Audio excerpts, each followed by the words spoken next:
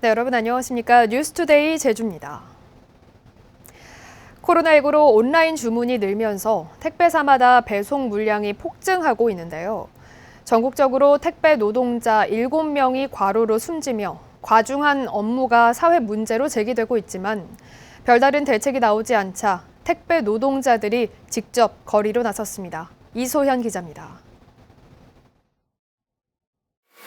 2년째 택배 일을 하고 있는 김기용 씨. 컨베이어 벨트 위로 쏟아져 나오는 택배 상자를 분류하느라 허리 펼 새가 없습니다. 오전 배송을 마친 뒤 근무 시간에도 포함되지 않은 분류 작업만 4시간째. 이 일을 마쳐야 오후 배송이 시작됩니다. 숨이 찰 정도로 계단을 오르내리고 쉴 새 없이 상자를 들고 달려야 300개를 넘는 하루 배정 물량을 처리할 수 있습니다.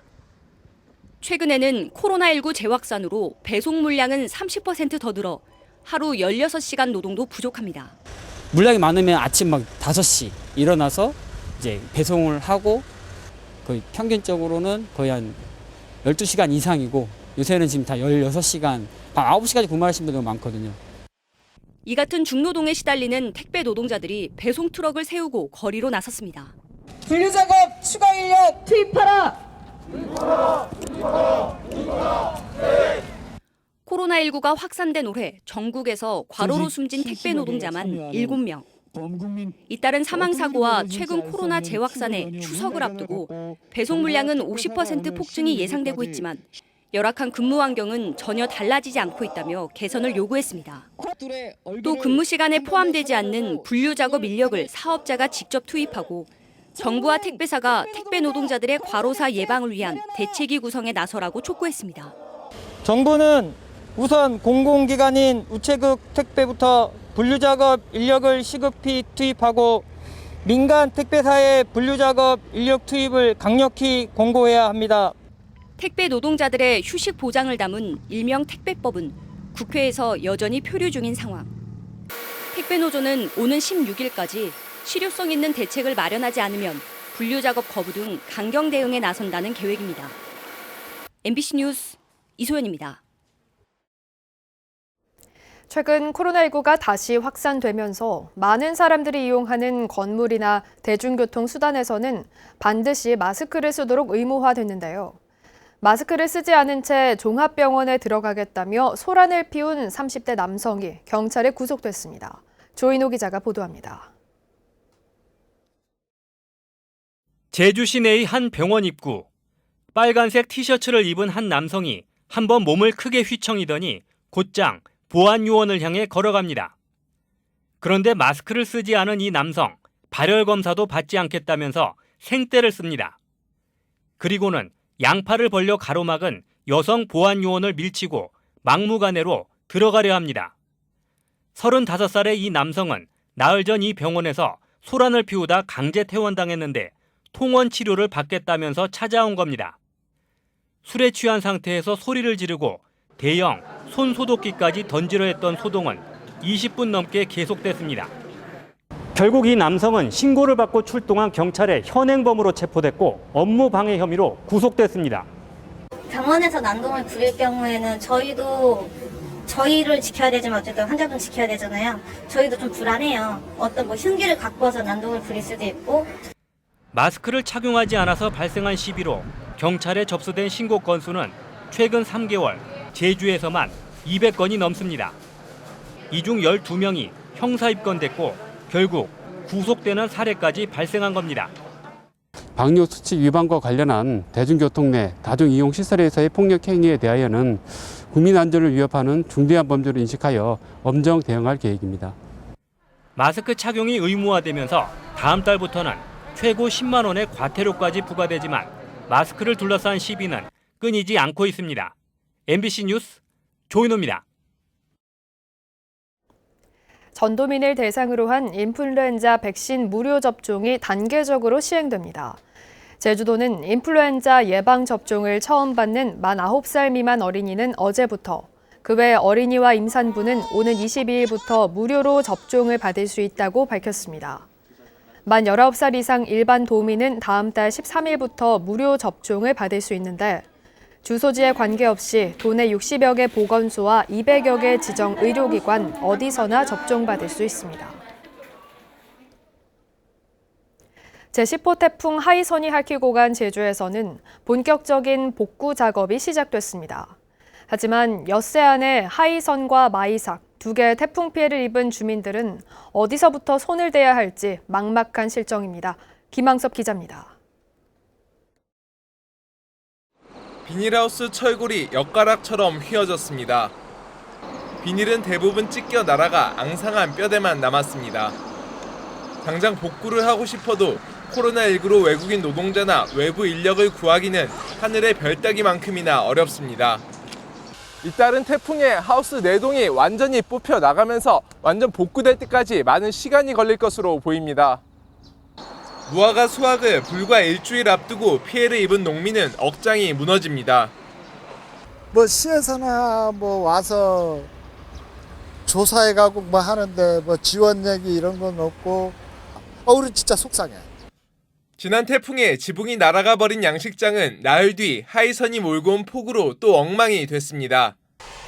철제 구조물을 자르고 나르는 작업이 다시 시작됐지만 복구가 완전히 끝나려면 2달은 넘게 걸릴 전망입니다. 이게 새로 하우스 하는 거죠. 시설을 하는데 한 2억 정도. 비용이 힘들지 무슨. 해안에 밀려온 수십 톤의 쓰레기를 수거하는 작업에는 군인력이 투입됐습니다.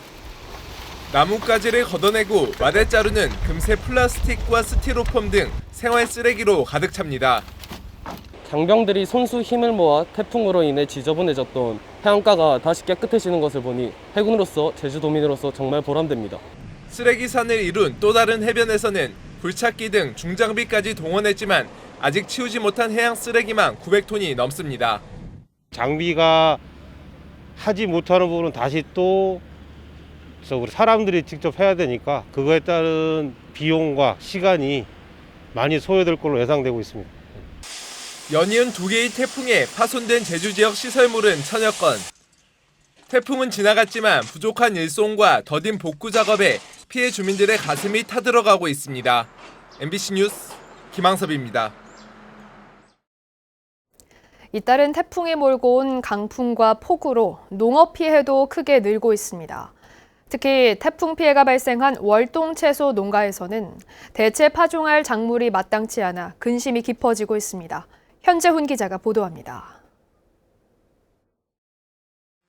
제주시 구좌읍의 한 당근밭. 태풍 때 잠겼던 밭에 물이 빠지고 날이 개자마자 서둘러 방제 작업이 한창입니다. 빗물에 잠겼던 당근잎과 줄기를 방치했다간 병충해와 생육 부진으로 한 해 농사를 망칠 수 있기 때문입니다. 빗물에 휩쓸린 일부 고랑은 당근이 사라졌습니다. 비가 많이 오면은 이 모래밭 같은 경우에는 쓸려가지고 당근을 다 덮어버려요. 그래서 당근이 썩기도 하고 또 죽어버리기도 하고 말라버리기도 하고. 제주시 애월읍의 한 비트밭은 사실상 폐작 상태입니다. 한 달 전 옮겨 심은 비트는 잇따른 강풍에 잎사귀가 떨어져 나갔고 빗물이 농경지를 휩쓸면서 여물기 시작한 비트 뿌리는 뽑힌 채 나뒹굴고 있습니다. 다른 작물을 심어보려 해도 시기가 늦고 모종 구하기도 쉽지 않아 대체 파종이 막막한 상황입니다. 먹고 안 하면 그냥 놔두는 거죠. 엎지도 못하고 그냥 따고 놀리지도 못하고 그냥 농민들도 답답한 거예요. 이러지도 못하고 저러지도 못하고 지금까지 행정기관에 접수된 농작물 피해는 마라도 면적의 50배를 넘는 1550헥타르, 월동무가 500헥타르로 가장 많고 당근 406, 양배추 178, 비트 50헥타 등으로 월동 채소가 대부분입니다. 농가의 피해 접수가 추가로 이뤄지면 농업 피해는 더 늘어날 것으로 예상되는 가운데 월동 채소의 대체 파종 문제를 놓고 농정 당국이 고심하고 있습니다. MBC 뉴스 현재훈입니다. 저류지에 대한 정밀 조사가 이루어집니다. 제주도는 제주 곳곳에 설치한 저류지에 대한 실효성 논란이 일자 9억 9천만 원을 들여 저류지에 대한 정밀 조사와 기능을 개선하기 위한 용역을 실시할 방침입니다. 용역을 통해 실제 저류지가 하천 수위를 조절하는 역할을 하는지, 제 역할을 못할 경우 개선 방안은 무엇인지 등을 연구할 계획으로 제주 도내에는 299곳의 저류지가 설치돼 있습니다.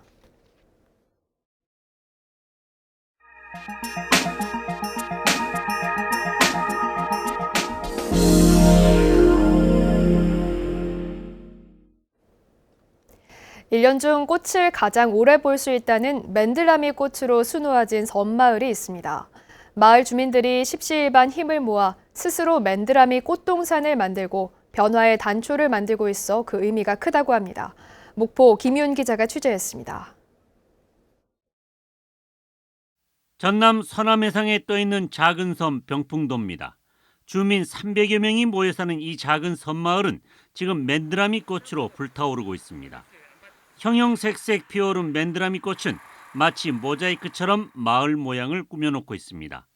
병풍도와 인근 섬 12만 제곱미터에 16가지 색깔, 46개 품종, 200만 본이 넘는 맨드라미가 가을의 향연을 준비하고 있습니다. 꽃송이로 따지면 우리나라 전체 국민과 맞먹는 5천만 송이에 이릅니다. 병풍도가 맨드라미 섬으로 탈바꿈하기까지는 섬 주민들의 노력과 협동이 있었기에 가능했습니다. 지난해부터 주민들은 서로서로 힘을 모아 황무지였던 야산을 꽃동산으로 일궜고 신안군도 지원에 나섰습니다. 사실 피눈물 났죠. 사람 손으로 호미로 파고 꽃갱이로 파고 그럼 또 대야로 이놈을 잔디에 긁어내고 때 돌 가져 날리고 이렇게 해서 조성해갖고 만들어. 올해도 두 번째 맨드라미 꽃 축제를 오는 11일부터 열흘 동안 열 계획이었지만 엄중해지는 코로나 확산 사태에 취소될 것으로 보입니다. 저희 맨드라미 축제는 못하게 되더라도 언제든지 저희 병풍도를 찾는 관광객들한테는 편하게 들어오셔서 저희 맨드라미도 구경을 하시고.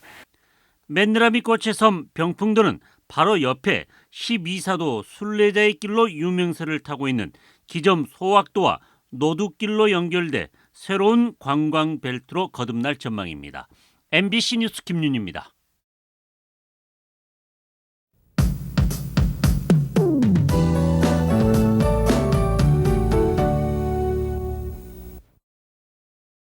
수요일인 오늘은 종일 맑은 날씨를 보이겠습니다. 다만 산지는 오늘과 내일 낮 동안 대체로 흐리겠고요. 빗방울이 조금 떨어지는 곳이 있겠습니다.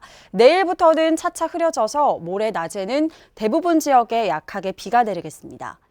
오늘 미세먼지 농도는 보통 수준으로 대기질 무난하겠고요. 낮 최고 기온은 평년과 비슷한 분포를 보이며 가을에 한 걸음 더 다가서겠습니다.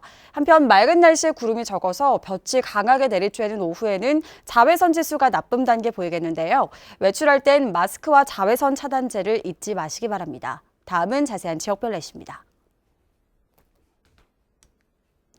현재 기온 북부와 서부가 23도, 남부와 동부가 22도를 보이고 있습니다. 낮 최고 기온은 북부 28도, 동부는 27도, 서부 27도, 남부는 26도로 예상됩니다. 오늘 아침 도서 지역은 맑은 가운데 한낮 기온 28도까지 오르겠습니다. 바다의 물결은 대부분 해상에서 잔잔하게 일겠습니다. 모레까지 남해서부 먼바다에는 안개가 끼는 곳이 있겠고요. 내일 오전에는 천둥번개가 치는 곳이 있겠습니다. 해상 안전사고에 유의하시기 바랍니다. 오늘 아침 제주공항은 맑은 가운데 항공편은 정상 운항되고 있습니다.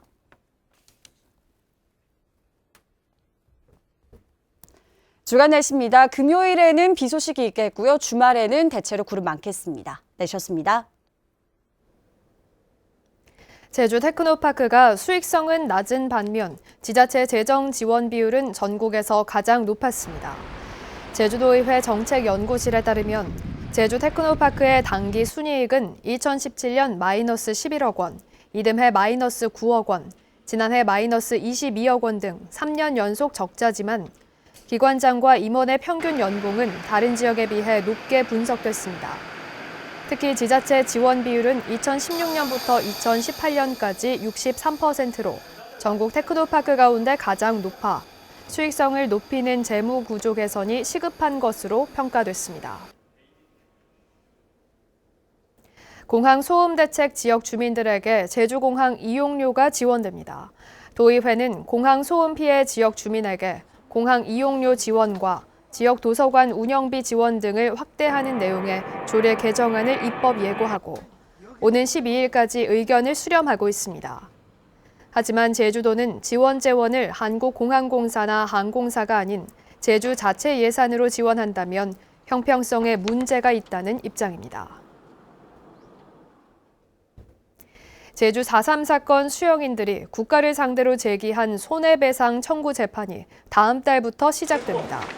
제주지방법원 제2민사부는 생존 수용인과 유가족 39명이 국가가 103억 원의 손해를 배상하라면은 소송의 첫 변론을 다음 달 29일에 열기로 했습니다.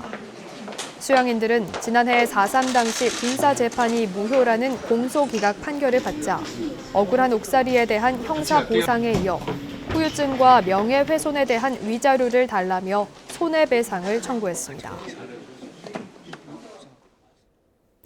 제주도가 10년 이상 표류한 제주 팜파스 종합휴양관광단지 개발 사업의 연장 신청을 거부하고 승인을 취소한 것은 정당하다는 판결이 나왔습니다.